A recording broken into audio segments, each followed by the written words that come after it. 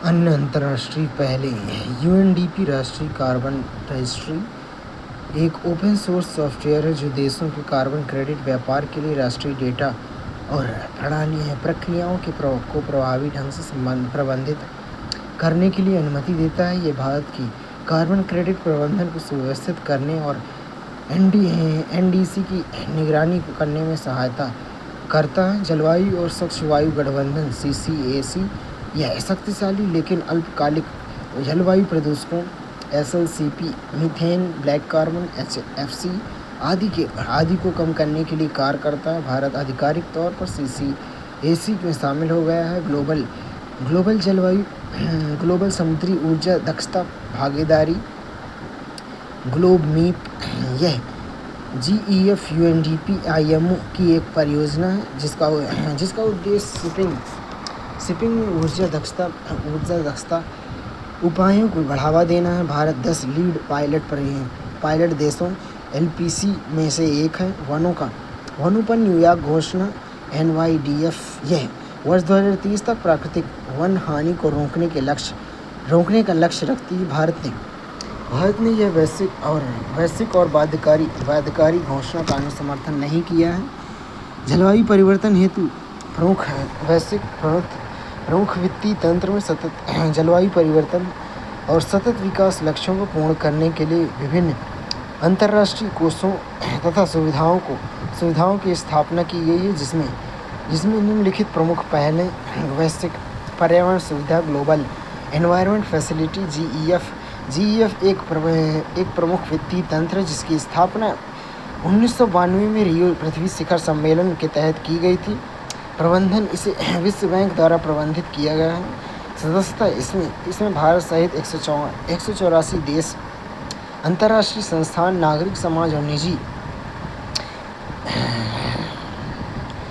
क्षेत्र शामिल है। वित्तीय तंत्र में अभी समय GEF निम्नलिखित पांच प्रमुख पर्यावरणीय अभिसमयों के लिए मुख्य वित्तीय तंत्र के रूप में कार्य करता है। जैव विविधता अभिसमय CBD, मरुस्थलीकरण से निपटने के लिए संयुक्त राष्ट्र अभिसमय UNCCD, संयुक्त राष्ट्र जलवायु परिवर्तन फ्रेमवर्क कन्वेंशन UNFCCC, दीर्घकालिक कार्बनिक प्रदूषकों पर स्टॉकहोम कन्वेंशन, मिनामाता कन्वेंशन, हरित जलवायु कोष green climate fund GCF। Green climate fund विश्व का सबसे बड़ा समर्पित जलवायु कोष है जो विकासशील देशों को जलवायु कार्यवाही में सहायता करता है। वर्ष 2010 में UNFCCC द्वारा कानकुन में आयोजित COP16 में स्थापित किया गया न्यास ट्रस्टी विश्व बैंक द्वारा इस कोष का अंतिम न्यासी है। उद्देश्य में विकासशील देशों को ग्रीनहाउस गैस उत्सर्जन में कमी, न्यूनीकरण और जलवायु परिवर्तन के प्रति अनुकूलन को बढ़ाने में सहायता करना है। विशेष लक्ष्य में यह अल्प विकसित देशों LDC और छोटे विकासशील द्वीपीय देशों SIDS और अफ्रीकी देशों की आवश्यकता पर विशेष ध्यान देता है, जिसकी जलवायु और परिवर्तन प्रभावों के प्रति सुभेद्यता अधिक है। GEF दो विशेष अनुकूलन कोषों का भी प्रबंधन करता है जो विशेष रूप से अल्प विकसित या विकासशील राष्ट्रों द्वारा केंद्रित है। अल्प विकसित राष्ट्र कोष LDCF 2001 में गठन UNFCCC द्वारा प्रबंधन GEF द्वारा उद्देश्य विश्व के सर्वाधिक संवेदनशील LDC को अनुकूलन प्रयासों में समर्थन करना। यह एकमात्र कोष है जो LDC के लो डेवलपमेंट कंट्रीज में अनुकूलन और कार्यवाही का समर्थन करता है और उन्हें जलवायु अनुकूलन कार्यवाही कार्यक्रम NAPA तैयार करने में मदद करता है। विशेष जलवायु परिवर्तन कोष SCCF 2001 में COP7 मार्केस में GEF यह LDCF का पूरक है और अन्य विकासशील देशों के अनुकूलन तथा प्रौद्योगिकी हस्तांतरण के प्रयासों का समर्थन करता है। लघु अनुदान कार्यक्रम स्मॉल ग्रांट प्रोग्राम SGP एक जमीनी स्तर की पहल है जो समुदायों को सीधे वित्तीय सहायता प्रदान करती है। वर्ष 1992 में रियो पृथ्वी शिखर सम्मेलन के साथ वित्त पोषण और निष्पादन में GEF द्वारा वित्त पोषित और संयुक्त राष्ट्र विकास कार्यक्रम UNDP द्वारा निष्पादित है। कार्य समुदायों और नागरिक समाज संगठनों को पर्यावरणीय परियोजनाओं के लिए प्रत्यक्ष वित्तीय तथा तकनीकी सहायता प्रदान करता है। भारत में इसकी मेजबानी पर्यावरण शिक्षा केंद्र CEE के माध्यम से की जाती है। जलवायु न्यास क्लाइमेट जस्टिस एक अवधारणा है जो जलवायु परिवर्तन पर निर्णय लेने के लिए कार्यवाही के केंद्र में समानता और मानवाधिकारों को रखती है। इसका मुख्य उद्देश्य जलवायु संकट के लिए असमान ऐतिहासिक जवाबदेही, विशेषकर विकसित देशों को स्वीकार करना तथा उनके अनुरूप कार्यवाही सुनिश्चित करना है। जलवायु न्यास की प्रमुख पहलों में जलवायु परिवर्तन के प्रभाव असमान रूप से वितरित होते हैं। विभिन्न प्रकार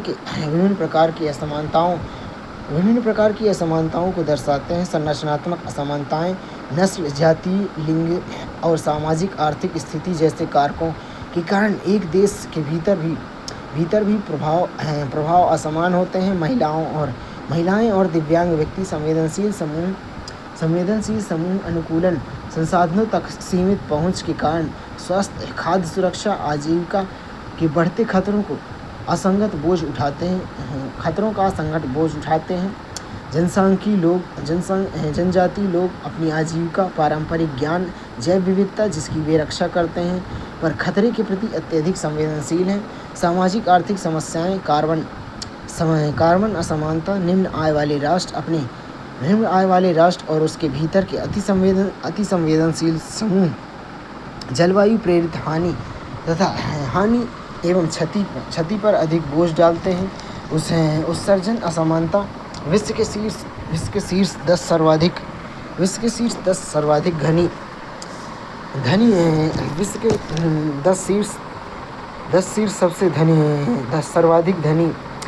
धनी व्यक्ति कुल घरेलू ग्रीनहाउस गैस उत्सर्जन में 34 से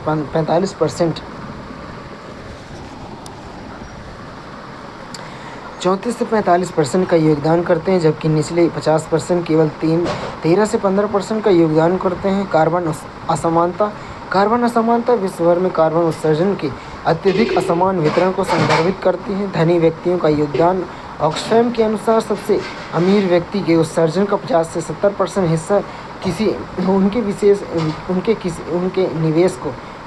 उनके निवेश से आता है। राष्ट्रों के मध्य विकसित देश वैश्विक CO2 उत्सर्जन का अति उच्च उत्पादन उत्सर्जित करते हैं।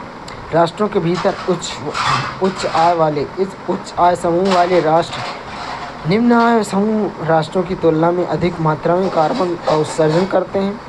जलवायु न्याय का महत्व। जलवायु न्याय इन असमानताओं को संबोधित करने के लिए महत्वपूर्ण है। ऐतिहासिक उत्तरदायित्व। यह सामान्य लेकिन विभेदित उत्तरदायित्व और संबंधित क्षमताओं CBDRRC के सिद्धांत के संबंध में विकसित देशों को अधिक उत्तरदायित्व प्राप्त करने के लिए प्रोत्साहित करता है। मानवाधिकार। यह इस मूल सिद्धांत को स्थापित करता है कि सभी व्यक्तियों को सम्मान के साथ जीवन जीने का अधिकार है। जलवायु संकट जीवन, आजीविका, स्वास्थ्य और संस्कृति को खतरे में डालकर इस अधिकार का उल्लंघन करता है। निष्पक्ष परिवर्तन। यह स्थायी भविष्य के लिए जीवाश्म ईंधन से हरित ऊर्जा की ओर संक्रमण के दौरान अनौपचारिक श्रमिकों तथा अति संवेदनशील समूहों के संरक्षण पर बल देता है। जलवायु न्याय में बाधाओं तथा संबंधित उपाय में बाधाएं पारदर्शिता और समावेशिता की कमी, हाशिए पर रहने वाले समूहों, महिलाओं, युवा, स्वदेशी लोग को टोकनवाद का सामना करना पड़ता है। शिक्षा और संसाधनों तक सीमित पहुंच, प्रभावित लोगों की नीतिगत चर्चाओं में शामिल होने की क्षमता बाधित होती है। उपाय में व्यक्तिगत उत्सर्जन की व्यापक ट्रैकिंग लागू करना, प्रदूषणकारी गतिविधियों में निवेश को लक्षित करने के लिए नीतिगत उपकरण शामिल करना है। निम्न कार्बन ऊर्जा उत्पादन, परिवहन और ऊर्जा दक्षता में सार्वजनिक निवेश में वृद्धि। वैश्विक स्तर पर जलवायु असमानता आंकड़े के उत्पादन और संग्रह के लिए संसाधन आवंटन। हरित अर्थव्यवस्था, ग्रीन इकोनॉमी। हरित अर्थव्यवस्था वह आर्थिक मॉडल है जो सतत विकास लक्ष्यों को प्राप्त करने के लिए एक पहल व्हीकल के रूप में कार्य करता है। इसका मुख्य उद्देश्य आय और रोजगार उपायों में वृद्धि तथा पर्यावरणीय जोखिम एवं पारिस्थितिकी अभावों को सीमित करना है। हरित अर्थव्यवस्था निम्नलिखित विशेषताओं द्वारा परिभाषित होती है। समृद्धि का स्रोत यह सार्वजनिक और निजी निवेश द्वारा संचालित होता है। परिणाम यह कार्बन उत्सर्जन प्रदूषण में कमी करता है। संवर्धन यह ऊर्जा और संसाधन क्षमता तथा पारिस्थितिकी सेवाएं एवं जैव विविधता को बढ़ावा देता है। वैश्विक महत्व यह Rio+20 2012 सम्मेलन का केंद्रीय विषय था। हरित अर्थव्यवस्था के प्रमुख संकेतक में हरित अर्थव्यवस्था की प्रगति को मापने के लिए तीन प्रकार के संकेतक का उपयोग किया जाता है। आर्थिक संकेतक, निवेश और रोजगार की हरित क्षेत्रों में हिस्सेदारी जैसे नवीकरणीय ऊर्जा या हरित निर्माण में पर्यावरण संकेतक में क्षेत्रीय अर्थव्यवस्था के स्तर पर संसाधनों का उपयोग और उनकी दक्षता, विकास एवं कल्याण का सम्मिलित संकेतक, सामाजिक और मानव कल्याण और विकास पर हरित नीतियों का समग्र प्रभाव। हरित अर्थव्यवस्था पहल में यह एक प्रमुख वैश्विक पहल है जो देशों को हरित अर्थव्यवस्था में परिवर्तन के लिए सहायता प्रदान करती है। स्थापना इसे वर्ष 2008 में संयुक्त राष्ट्र पर्यावरण कार्यक्रम UNEP द्वारा लंदन में शुरू किया गया था। वित्त पोषण यूरोपियन कमीशन, जर्मनी, नॉर्वे जैसे भागीदारों द्वारा किया गया था। यह पहल निम्न कार्यों पर ध्यान देती है: स्वच्छ ऊर्जा और तकनीकी विकास, संपोषणीय कृषि और पारिस्थितिकी अवसंरचना, हरित रोजगार निर्माण और नीतिगत उपकरणों और बाजार संकेतों के माध्यम से परिवर्तन की गति प्रदान करना, वनों की कटाई और निम्नीकरण का नियंत्रण द्वारा उत्सर्जन में कमी करना। जलवायु परिवर्तन एक अस्तित्वगत संकट है जिसके समाधान के लिए अंतर्राष्ट्रीय सहयोग अपरिहार्य है। स्पष्ट है कि UNFCCC, क्योटो प्रोटोकॉल, पेरिस समझौते जैसी ऐतिहासिक संधियां, साथ ही IPCC और UNEP जैसे वैज्ञानिक एवं समन्वयकारी संगठन वैश्विक प्रतिक्रिया की आधारशिला हैं। ये संगठन और सम्मेलन साझा किंतु विभेदित उत्तरदायित्व CBDR के सिद्धांत पर आधारित हैं, जो विकसित और विकासशील देशों को उनकी क्षमता के अनुसार न्यूनीकरण, मिटिगेशन, अनुकूलन, एडाप्टेशन और जलवायु वित्त के लिए प्रतिबद्ध करते हैं। कॉप बैठकों के माध्यम से हानि और क्षति कोष और NDC जैसे निर्णय वैश्विक आकांक्षा को दर्शाते हैं। अंततः इन अंतर्राष्ट्रीय प्रयासों की सफलता प्रत्येक राष्ट्र के राष्ट्रीय रणनीतियों, सामूहिक राजनीतिक इच्छा शक्ति पर निर्भर करती है ताकि 1.5 डिग्री सेल्सियस लक्ष्य प्राप्त कर एक सतत भविष्य सुनिश्चित कर सके। स्मरणीय तथ्य यह है कि पर्यावरण एवं विकास पर संयुक्त राष्ट्र सम्मेलन, जिसे पृथ्वी शिखर सम्मेलन रियो सम्मेलन के नाम से भी जाना जाता है, 3 से 14 जून 1992 तक ब्राज़ील में रियो डी जेनेरो में आयोजित हुआ। UNFCCC एक अंतर्राष्ट्रीय पर्यावरण संधि है जिसकी स्थापना वर्ष 1992 में रियो पृथ्वी सम्मेलन UNCED में की गई। 11 दिसंबर 1997 में को अपनाए गए क्योटो प्रोटोकॉल का उद्देश्य जलवायु परिवर्तन को कम करने के लिए कार्बन डाइऑक्साइड, CO2 और ग्रीनहाउस गैस का उत्सर्जन कम करना है। पेरिस जलवायु समझौते जलवायु परिवर्तन पर कानूनी रूप से बाध्यकारी अंतर्राष्ट्रीय संधि है, जो इसे 12 दिसंबर 2015 को पेरिस, फ्रांस में संयुक्त राष्ट्र जलवायु परिवर्तन सम्मेलन COP21 में 196 पक्षकारों द्वारा अपनाया गया। संयुक्त राष्ट्र पर्यावरण कार्यक्रम UNEP संयुक्त राष्ट्र की एक विशेष संस्था है जिसे वैश्विक पर्यावरण नीतियों के समन्वय निगरानी के लिए मानव पर्यावरण पर स्टॉकहोम सम्मेलन के परिणामस्वरूप 15 दिसंबर 1972 को स्थापित किया गया था। जलवायु परिवर्तन पर अंतर सरकारी पैनल IPCC एक अग्रणी वैज्ञानिक निकाय है जो जलवायु परिवर्तन पर आधिकारिक जानकारी प्रदान करता है। हरित जलवायु कोष GCF विश्व का सबसे बड़ा समर्पित जलवायु कोष है जो विकासशील देशों को जलवायु कार्यवाही में सहायता करता है। हरित अर्थव्यवस्था वह आर्थिक मॉडल है जो सतत विकास लक्ष्यों से प्राप्त करने के लिए एक वाहन व्हीकल के रूप में कार्य करता है। हरित अर्थव्यवस्था का मुख्य उद्देश्य आय और रोजगार उपायों में वृद्धि तथा पर्यावरणीय जोखिम और पारिस्थितिकी अभावों को सीमित करना है। REDD केवल वन संरक्षण पर जोर देता है, जबकि REDD+1 संरक्षण के साथ साथ उन्हें बढ़ाने, बेहतर ढंग से प्रबंधित करने पर भी बल देता है, जिससे उत्सर्जन में कटौती के साथ साथ कार्बन पृथक्करण में वृद्धि होती है। भारत और जलवायु परिवर्तन। भारत एक विकासशील राष्ट्र होने के बावजूद जलवायु परिवर्तन के प्रभावों के प्रति अत्यधिक संवेदनशील है, जबकि वैश्विक उत्सर्जन में इसका योगदान बहुत कम है। यह अध्याय भारत में जलवायु से बेहतर रणनीति नीतियों के वार्ताओं में भूमिका पर केंद्रित है। जलवायु परिवर्तन पर राष्ट्रीय कार्य योजना NAPCC।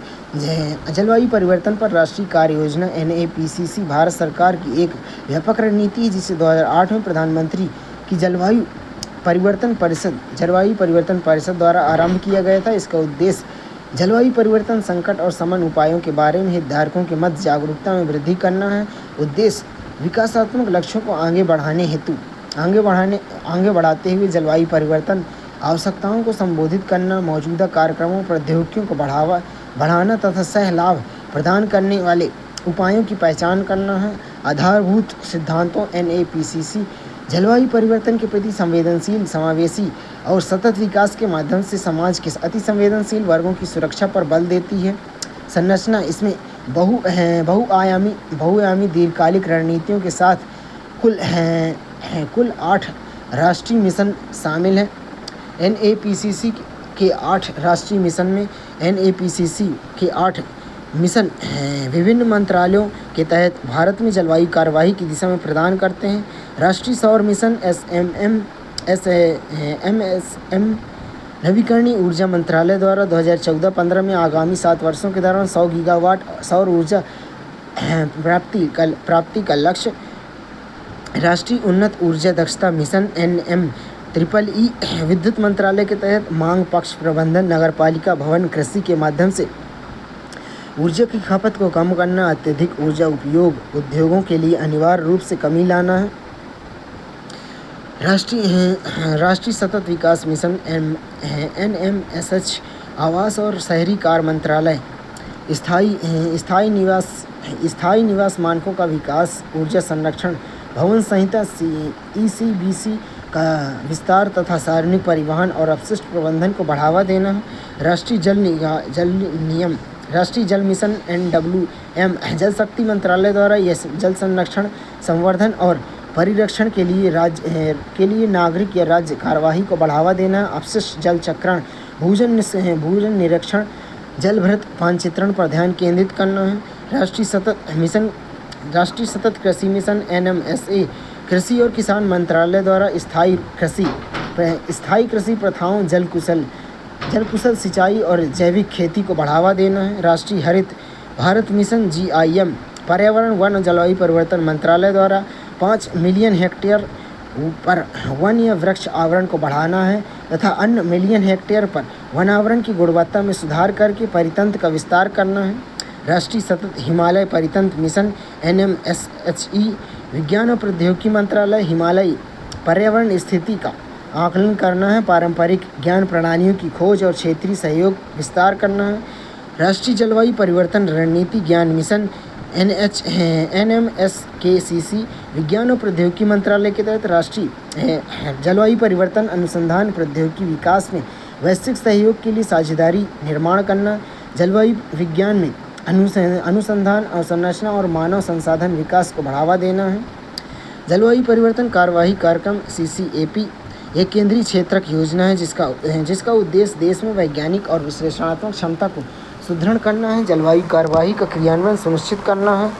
अनुमोदन जनवरी 2014 में मंत्रिमंडल द्वारा 5 वर्ष की अवधि के लिए 290 करोड़ रुपए का व्यय लागत के साथ उद्देश्य में देश में जलवायु परिवर्तन के आकलन के लिए वैज्ञानिक और विश्लेषणात्मक क्षमता का सृजन तथा उसका सुदृढ़ीकरण करना, वैज्ञानिक और नीतिगत पहलों के लिए सही उपयुक्त संस्थागत ढांचा निर्मित करना, सतत विकास के संदर्भ में जलवायु परिवर्तन संबंधी कार्यवाहियों का क्रियान्वयन करना।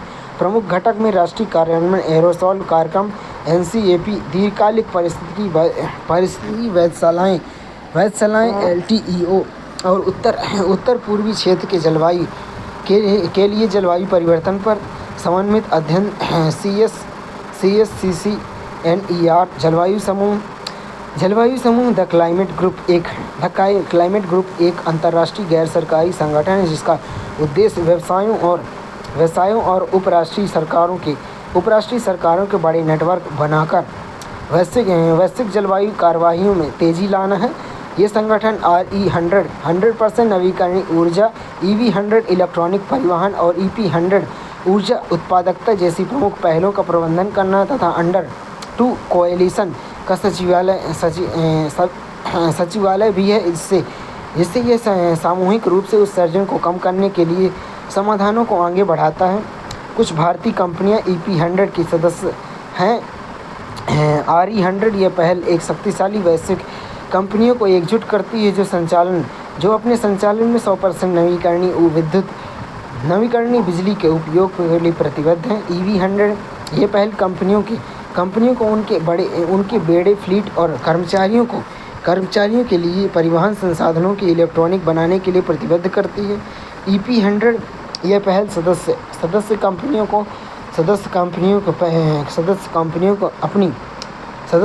को अपनी ऊर्जा उत्पादकता को दोगुना करने के लिए प्रतिबद्ध करती है, जिसका अर्थ है कि कम ऊर्जा का उपयोग करके अधिक आर्थिक मूल्य प्राप्त करना है। जलवायु परिवर्तन राष्ट्रीय अनुकूलन कोष NAFCC यह कोष विशेष रूप से जलवायु परिवर्तन के अनुकूलन एडाप्टेशन की लागत को पूर्ण करने के लिए बनाया गया है। शुभारंभ में वर्ष 2015 में 350 करोड़ के प्रारंभिक परिव्यय के साथ उद्देश्य में यह राज्यों और संघ राज्य क्षेत्रों के वित्तीय सहायता प्रदान करना जो जलवायु परिवर्तन के प्रतिकूल प्रभावों के प्रति विशेष रूप से संवेदनशील है। प्रभाव में इसे एक क्षेत्रीय योजना के रूप में लागू किया गया है। राष्ट्रीय कार्यान्वयन इकाई NIE राष्ट्रीय कृषि और ग्रामीण विकास बैंक नाबार्ड को नामित किया गया है। राष्ट्रीय स्वच्छ वायु कोष NCEF स्वच्छ ऊर्जा पहलों को बढ़ावा देने के लिए स्थापित एक समर्पित वित्तीय समाधान है जो प्रदूषक भुगतान सिद्धांत पर आधारित है।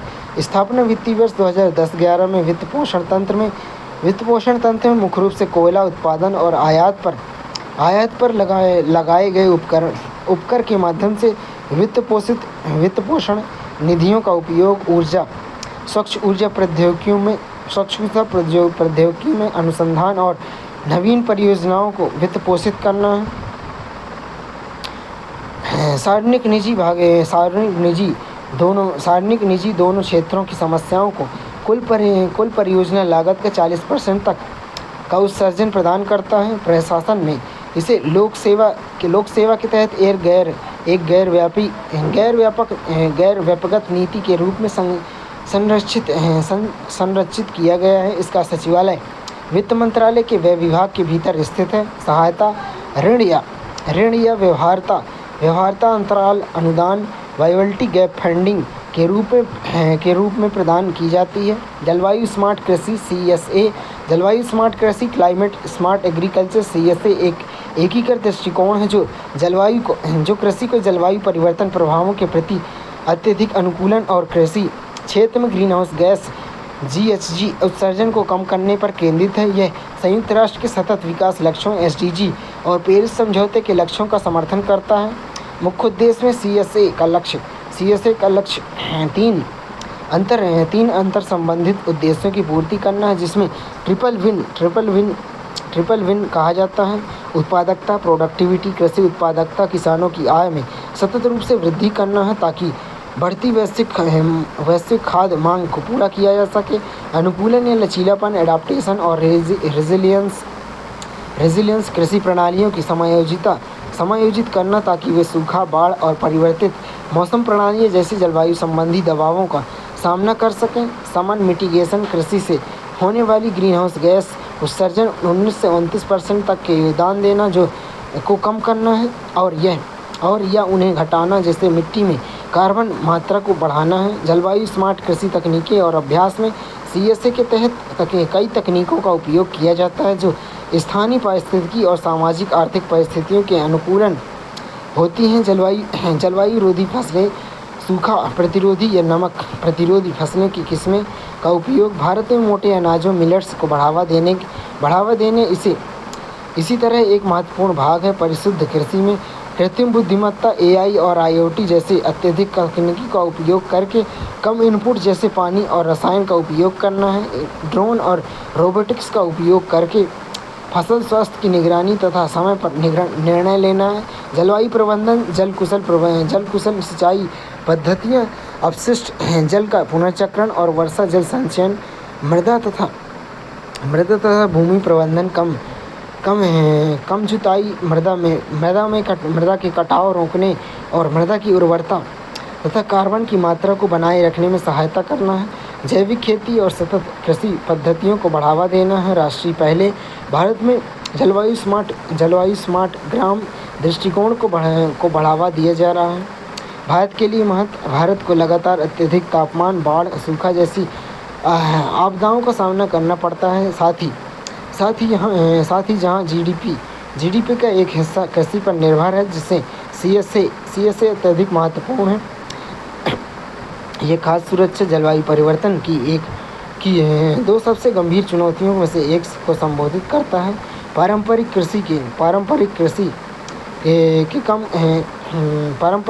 के कम होते उत्पादकता स्तर को सुधारने और किसानों की आजीविका में सुधार लाने की क्षमता रखता है। यह भारत में जलवायु अनुकूलन समन दोनों प्रतिबद्धताओं को मजबूत करता है। कैंपा का पूर्ण नाम प्रतिपूरक वनीकरण कोष प्रबंधन योजना है। कंपनसेटरी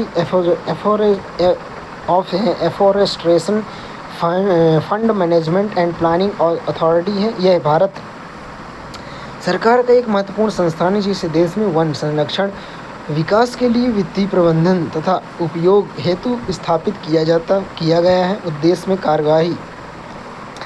कार्यप्रणाली कैंपा का मुख्य उद्देश्य विकासशील परियोजनाओं के लिए वन भूमि के गैर वानिकी उद्देश्यों के परिवर्तन के कारण होने वाली पर्यावरणीय क्षति को कम करना है। पृष्ठभूमि और कानूनी ढांचा में कैंपा को पहली बार सर्वोच्च न्यायालय के निर्देश पर 2002 में टी.एन. गोदावरन बनाम भारत संघ मामले में स्थापित किया गया था, क्योंकि प्रतिपूरक वनीकरण के लिए एकत्र किए गए धन का राज्यों द्वारा उपयोग नहीं किया जा रहा है। कानून में इसे प्रतिपूरक वनीकरण कोष अधिनियम 2016 कंपल्सरी एफोरेस्ट्रेशन फंड एक्ट 2016 के तहत वैधानिक दर्जा प्राप्त है। संरचना में इस अधिनियम में राष्ट्रीय और राज्य या संघ राज्य क्षेत्र दोनों स्तरों पर कैंपा प्राधिकरण तथा प्रतिपूरक वनीकरण कोष CAF की स्थापना की गई। प्रतिपूरक वनीकरण निधि कंपनसेटरी एफोरेस्ट्रेशन फंड CAF में मुख्य रूप से वह धन जमा किया जाता है जो वन भूमि को गैर वानिकी उपयोग जैसे खनन उद्योग या बुनियादी ढांचा के लिए परिवर्तित करने वाली उपयोगकर्ता संस्थाओं द्वारा भुगतान किया जाता है। इसमें शामिल है प्रतिपूरक वनीकरण कंपनसेटरी एफोरेस्ट्रेशन CA के लिए भुगतान उपयोगकर्ता संस्थान द्वारा कहीं और समतुल्य गैर वन भूमि या दुगनी निम्नीकृत वन भूमि पर वन लगाने के लिए आवंटित वित्त, शुद्ध वर्तमान मूल्य नेट प्रेजेंट वैल्यू NPV, वन भूमि के पारिस्थितिकी तंत्र सेवाओं के मौद्रिक मूल्य के बराबर भुगतान, निधि वित्त का उपयोग और उद्देश्य। कैंपा निधि का उपयोग वन पारिस्थितिकी तंत्र के पुनर्जनन, बहाली और संरक्षण से संबंधित विभिन्न गतिविधियों के लिए किया जाता है। वनीकरण, प्रतिपूरक और अन्य प्रकार के वनीकरण या पुनर्नवीकरण गतिविधियों को बढ़ावा देना है। वन गुणवत्ता सुधार सहायक प्राकृतिक पुनर्जनन के माध्यम से वनों की गुणवत्ता में सुधार करना है। वन्यजीव प्रबंधन वन्यजीवों के आवास में सुधार, वन्यजीव संरक्षण गतिविधियों का प्रबंधन, संरक्षण, वनाग्नि का नियंत्रण, मृदा एवं जल संरक्षण कार्यों, जल संरक्षण कार्य, वन सुरक्षा, क्षमता निर्माण, वन विभागों के लिए आवश्यक बुनियादी ढांचे और गुणवत्ता युक्त पोषण सामग्री के लिए नर्सरी का निर्माण। कैंपा भारत में पर्यावरण नीति के लिए एक महत्वपूर्ण वित्तीय तंत्र है, जिसका उद्देश्य विकास और वन संरक्षण के माध्यम से संतुलन स्थापित करना है। यह सुनिश्चित करते हुए कि वन हानि की भरपाई, वन पुनर्जनन, पारिस्थितिकी तंत्र बहाली के माध्यम से की जाए। अंतर्राष्ट्रीय सौर गठबंधन ISA, अंतर्राष्ट्रीय सौर गठबंधन international solar alliance ISA Bharat द्वारा शुरू किए गए एक प्रमुख संधि आधारित अंतर सरकारी संगठन है, जो जीवाश्म ईंधन पर निर्भरता को कम करने के लिए सौर ऊर्जा के कुशल उपयोग हेतु कार्य करता है। इसका गठन 30 नवंबर पेरिस 2015 को पेरिस फ्रांस में COP21 के दौरान भारतीय प्रधानमंत्री और फ्रांस के राष्ट्रपति द्वारा संयुक्त रूप से किया गया था। मुख्यालय गुरुग्राम, हरियाणा, भारत में मुख्यालय वाला पहला अंतर्राष्ट्रीय अंतर आधारित संगठन है।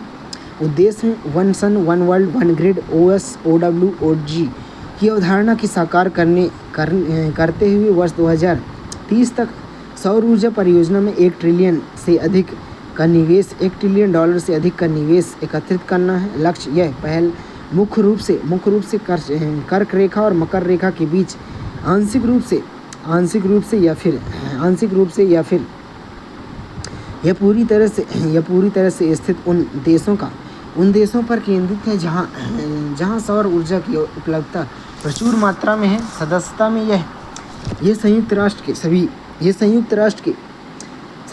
सभी सदस्य राष्ट्रों के लिए खुला है।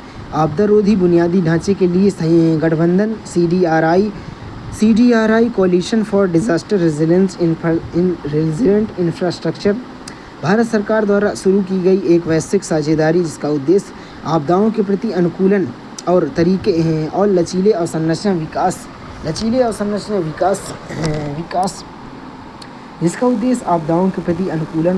अवसंरचना विकास को बढ़ावा देना है। गठन इसे 23 सितंबर 2019 को संयुक्त राष्ट्र कार्यान्वयन जलवायु कार्यवाही शिखर सम्मेलन के दौरान भारतीय प्रधानमंत्री द्वारा आरंभ किया गया। उद्देश्य में नई दिल्ली भारत में कार्य क्षेत्र में यह ज्ञान के आदान प्रदान, तकनीकी सहायता, अनुसंधान और दक्षता के निर्माण के माध्यम से सतत विकास लक्ष्यों SDG तथा पेरिस समझौते के लक्ष्यों को प्राप्त करने में मदद करता है। लक्ष्य CDRI जलवायु और आपदा जोखिम के प्रति संवेदनशील बुनियादी ढांचे जैसे ऊर्जा, दूरसंचार, परिवहन और जल पर ध्यान केंद्रित करता है। भारत में जलवायु कार्यवाही रणनीति में भारत के अद्यतन राष्ट्रीय स्तर पर निर्धारित योगदान INDC भारत NDC पेरिस समझौते 2015 के अनुरूप उनके जलवायु उद्देश्यों को प्राप्त करने की योजना है, जिसे अगस्त 2022 में आधिकारिक तौर पर संशोधित किया गया था। यह अद्यतन COP26 में घोषित पंचामृत पहल से अधिक महत्वाकांक्षी लक्ष्यों को शामिल करता है तथा वर्ष 2070 तक शुद्ध शून्य उत्सर्जन प्राप्त करने की भारत की व्यापक उद्देश्य की दिशा में एक ब्लूप्रिंट के रूप में कार्य करता है। प्रमुख NDC लक्ष्य वर्ष 2030 के लिए मात्रात्मक प्रतिबद्धताएं। भारत ने वर्ष 2030 तक प्राप्त किए जाने वाले निम्नलिखित पर्यावरणीय मात्रात्मक लक्ष्य निर्धारित किए हैं, जो 2015 में NDC लक्ष्यों की तुलना में अधिक प्रमुख है। उत्सर्जन तीव्रता NDC लक्ष्य 2015 में GDP में उत्सर्जन तीव्रता में 33 से 35% कम करना है। 2005 के स्तर की तुलना में अद्यतन NDC 2022 में GDP की उत्सर्जन की तीव्रता में 45% कम करना है। 2005 के स्तर की तुलना में जीवाश्म ईंधन क्षमता संचयी में NDC 2015 के लक्ष्य में संचयी विद्युत क्षमता का 40% गैर जीवाश्म स्रोतों पर प्राप्त करना है। अद्यतन NDC लक्ष्य 2022 में 50% संचयी विद्युत क्षमता गैर जीवाश्म आधारित ऊर्जा संसाधनों से प्राप्त करना है। गैर जीवाश्म क्षमता मात्रा में 2015 के NDC में कोई विशिष्ट मात्रा नहीं है। 2022 के NDC अद्यतन में 500 गीगावाट गैर जीवाश्म ईंधन स्थापित विद्युत उत्पादन क्षमता कार्बन सिंक अपरिवर्तित है एनडीसी। लक्ष्य 2015 में अतिरिक्त वन और वृक्ष आवरण के माध्यम से 2.5 से 3 बिलियन टन CO2 के बराबर अतिरिक्त कार्बन सिंक का निर्माण करना है। आयतन एनडीसी 2022 में भी 2.5 से 3 बिलियन टन CO2 के समतुल्य कार्बन सिंक उत्पन्न करना है। पंचामृत और व्यापक उद्देश्य भारत का एनडीसी COP26 में घोषित पंचामृत पहल व्यापक लक्ष्यों को शामिल करता है। शून्य उत्सर्जन वर्ष 2070 तक प्राप्त किया जा सकता है। अन्य लक्ष्य में 2030 तक गैर जीवाश्म ईंधन ऊर्जा आधारित क्षमता और CO2 क्षमता और ग्रीनहाउस गैस उत्सर्जन 500 गीगावाट गैर जीवाश्म क्षमता को पूर्ण करना है। एनडीसी का महत्व कार्यान्वयन विकास पथ में संशोधित एनडीसी सतत विकास उद्देश्यों को पूरा करने के साथ साथ निम्न कार्बन उत्सर्जन का मार्ग अपनाने के भारत की प्रतिज्ञा को दोहराता है। ब्लूप्रिंट में यह वर्ष 2021 से और 2030 तक स्वच्छ ऊर्जा की ओर भारत के परिवर्तन के लिए एक ब्लूप्रिंट के रूप में कार्य करता है।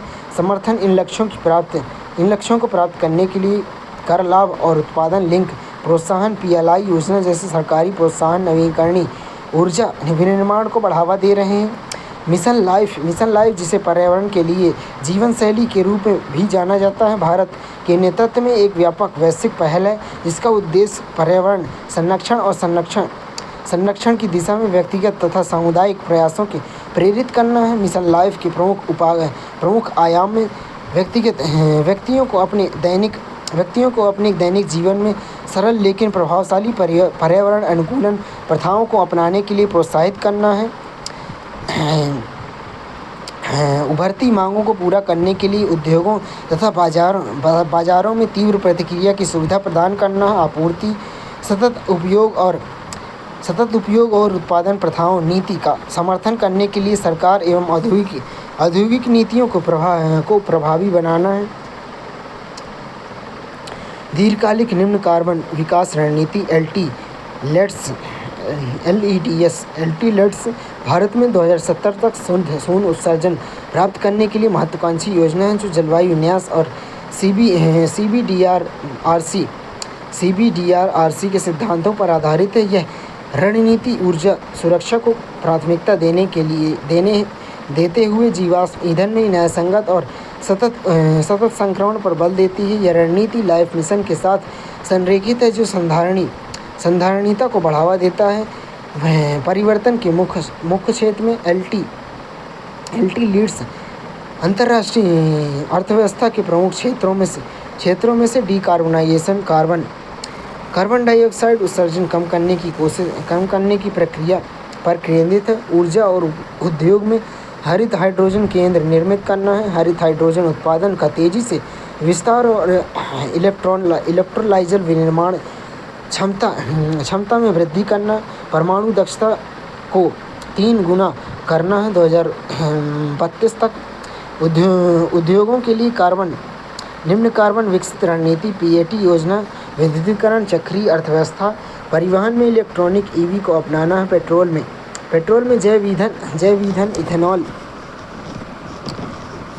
इथेनॉल मिश्रण विस्तारित उपयोग, परिवहन क्षेत्र में हरित हाइड्रोजन ईंधन को बढ़ावा देना है। सतत शहरी विकास, स्मार्ट सिटी प्रयासों, हरित भवन मानकों, ऊर्जा संरक्षण और नवाचारी अपशिष्ट प्रबंधन पर द्वारा प्रेरित जलवायु अनुकूलन, शहरीकरण, वन और वृक्षावरण को बढ़ाकर CO2 उत्सर्जन के लिए शुद्ध सिंक के रूप में कार्य करना है। वर्ष 2030 तक एनडीसी कार्बन सिंक प्रतिबद्धता को पूरा करने का प्रयास करना है। जलवायु वित्त और अनुकूलन सिद्धांत में वित्त पोषण की आवश्यकता, निम्न कार्बन और मांग का संक्रमण के लिए नई तकनीकों और बुनियादी ढांचे के वित्त पोषण के लिए महत्वपूर्ण निवेश की आवश्यकता है। इसलिए भारत के प्रयासों का समर्थन करने हेतु विकसित देशों से पर्याप्त अंतर्राष्ट्रीय जलवायु वित्त की आवश्यकता है। मूलभूत सिद्धांत में वैश्विक तापन में भारत का योगदान ऐतिहासिक रूप से कम है। विकास के लिए ऊर्जा आवश्यकताएं, प्राथमिकताएं, प्रतिबद्धताएं, जलवायु अनुकूलन, समन्वय प्रयासों का आकलन, भारत अपनी जलवायु लक्ष्यों को प्राप्त करने की दिशा में तेजी से प्रगति कर रहा है, जो निम्नलिखित बिंदुओं से स्पष्ट होता है। एनडीसी उपलब्धि: भारत में वर्ष 2015 में एनडीसी लक्ष्यों गैर जीवाश्म ऊर्जा क्षमता को 40% तक बढ़ाना है, 33 से 35% उत्सर्जन तीव्रता में कमी को समय पूर्व ही ये पार कर लिया है। उत्सर्जन तीव्रता: वर्ष 2005 से 2014 के बीच उत्सर्जन तीव्रता में 21% की कमी आई है।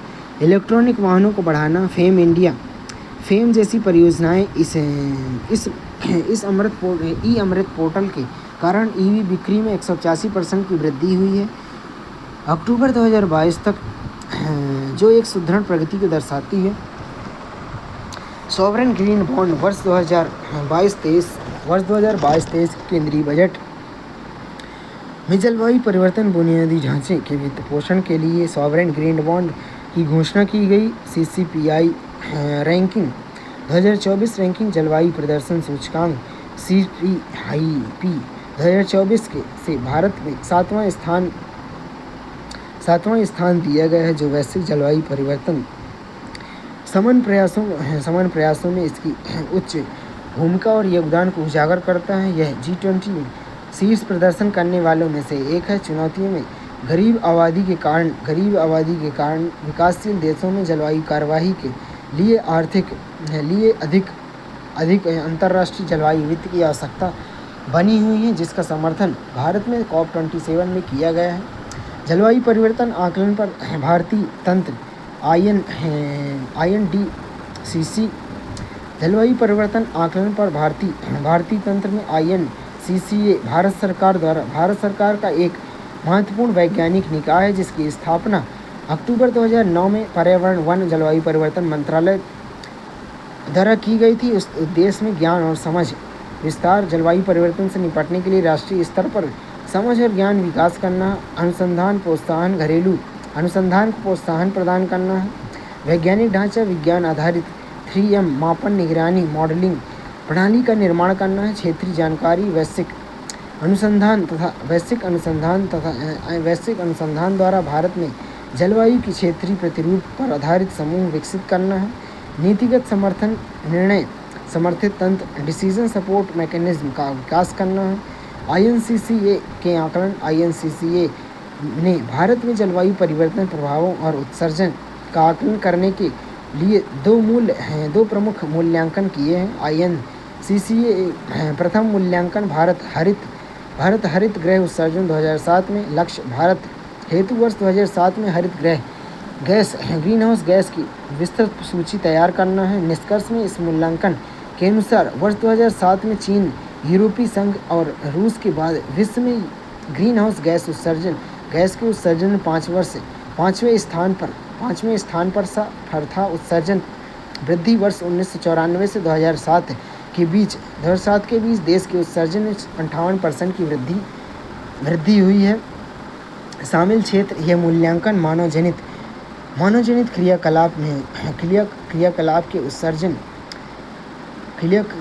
के उत्सर्जित ग्रीनहाउस गैस के बारे में जानकारी प्रदान करता है, जिसमें ऊर्जा उद्योग, कृषि अपशिष्ट और भूमि उपयोग परिवर्तन तथा एवं वानिकी LULUCF क्षेत्र शामिल है। INCCA द्वितीय मूल्यांकन जलवायु परिवर्तन एवं भारत 4x4 मूल्यांकन उद्देश्य: यह एक व्यापक राष्ट्रीय और राज्य स्तरीय प्रभाव मूल्यांकन है, जिसका उद्देश्य 2030 में जलवायु परिवर्तन प्रभावों का आकलन करना है। 4x4 लक्ष्य: 4x4 का अर्थ: यह मूल्यांकन 4 मुख्य क्षेत्रों में जलवायु संवेदनशील क्षेत्रों में पड़ने वाले प्रभावों पर केंद्रित है।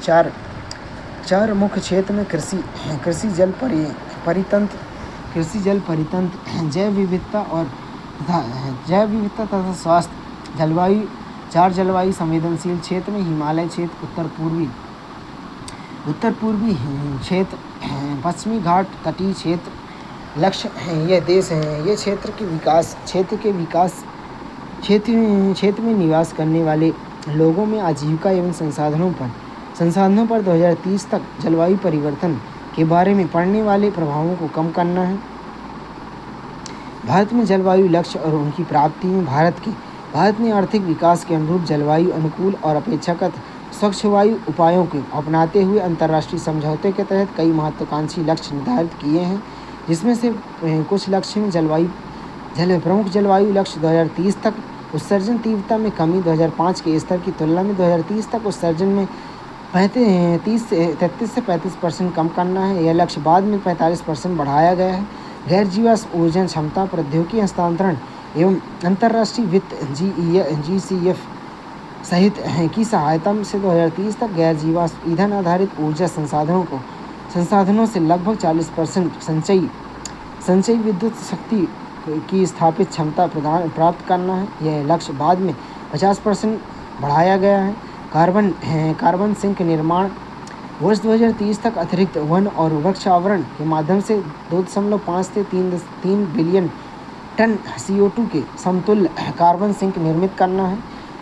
जीवन शैली परंपराओं और संरक्षण मूल्यांकनों के आधार पर जीवन जीने के लिए एक स्वस्थ तथा संधारणीय माध्यम को बढ़ावा देना है। मिशन लाइफ में संरेखित अनुकूलन एडाप्टेशन कृषि जल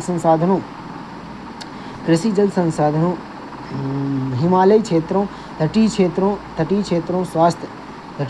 स्वास्थ्य एवं आपदा प्रबंधन जैसे सुभेद क्षेत्रों में संबंधित विकास कार्यक्रमों में विशेष निवेश करना तथा बेहतर अनुकूलन प्रथाओं को बढ़ावा देना है। वित्त और अनुसंधान संबंधी लक्ष्य में वित्त पोषण समन और अनुकूलन कार्यवाहियों के कार्यान्वयन के लिए घरेलू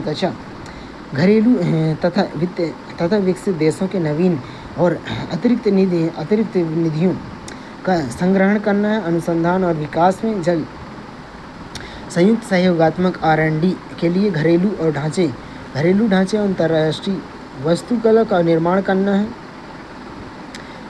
द्विवार्षिक अद्यतन रिपोर्ट प्रस्तुति। यह रिपोर्ट दिसंबर 2018 में UNFCCC के समक्ष प्रस्तुत की गई थी। प्रमुख प्रगति में रिपोर्ट में दर्शाया गया है कि वर्ष 2005 से 2014 के मध्य भारत के सकल घरेलू उत्पादन की उत्सर्जन तीव्रता में 21% की कमी आई है। निष्कर्ष में यह प्रगति दर्शाती है कि भारत 2020 के पूर्व अवधि के लिए अपनी जलवायु लक्ष्य प्राप्ति के मानक को अनुरूप रहा है। हरित ऋण पहल ग्रीन क्रेडिट इनिशिएटिव GCI भारतीय प्रधानमंत्री COP28 में प्रस्तावित की गई हरित ऋण पहल ग्रीन क्रेडिट इनिशिएटिव व्यक्तियों और संगठनों को स्वैच्छिक पर्यावरण समर्थन कार्यवाही करने के लिए प्रोत्साहित करती है, जिसके बदले में उन्हें ग्रीन क्रेडिट प्रदान किए जाते हैं। उद्देश्य में प्राकृतिक परितंत्र को पुनर्जीवित करने के लिए खराब भूमि और नदियों के समीप वृक्षारोपण जैसे कार्यों को प्रोत्साहित करना है। वैश्विक सहयोग में प्रभावी कार्यान्वयन कार्यक्रम के लिए ज्ञान और सर्वोत्तम प्रथाओं का साझा करके अंतर्राष्ट्रीय सहयोग को बढ़ावा देना है। भारत का हरित ऋण कार्यक्रम GCP कृषि यह विभिन्न समूहों, व्यक्तियों, समुदायों, निजी उद्यमों को पर्यावरणीय रूप से सकारात्मक कार्य करने के लिए प्रेरित करते हुए एक बाजार संचालन योजना है।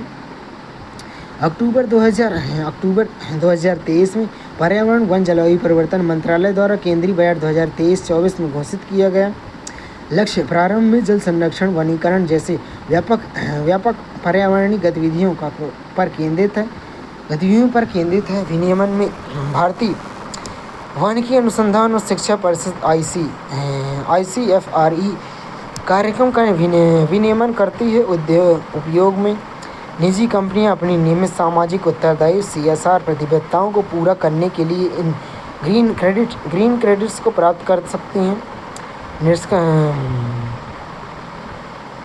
निष्कर्ष रूप में कहें तो भारत वैश्विक जलवायु कार्यवाही में महत्वपूर्ण हितधारक बन गया है, जिसने अपनी विकासात्मक प्रतिबद्धताओं और पर्यावरण उत्तरदायित्व के मध्य संतुलन स्थापित किया है। राष्ट्रीय सौर मिशन जैसे कार्यक्रम प्रेरित NAPCC के माध्यम से भारत में नवीकरणीय ऊर्जा अनुकूलन पर केंद्रित एक सुदृढ़ घरेलू लक्ष्य स्थापित किया है। भारत का अद्यतन NDC केवल यह केवल एक लक्ष्य नहीं बल्कि वर्ष 2070 तक शुद्ध शून्य उत्सर्जन की दिशा में एक स्पष्ट रोड मैप है, जिसे वर्ष 2030 तक उत्सर्जन तीव्रता में 45% की कमी शामिल है। एलटी लीड्स एक हरित और न्यायसंगत परिवर्तन को सुनिश्चित करता है, जबकि मिशन लाइफ जैसी पहलें सामूहिक कार्यवाही को बढ़ावा देती हैं। यह स्पष्ट है कि भारत में अपने घरेलू प्रयासों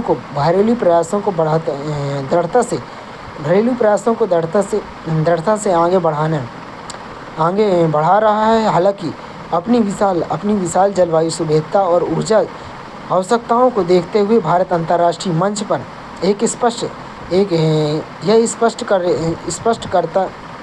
स्पष्ट करता रहेगा कि वैश्विक सफलता जलवायु न्याय सिद्धांतों, जिन्हें विकसित राष्ट्रों द्वारा पर्याप्त वित्तीय सहायता और प्रौद्योगिकी का प्रावधान शामिल है, यह निर्भर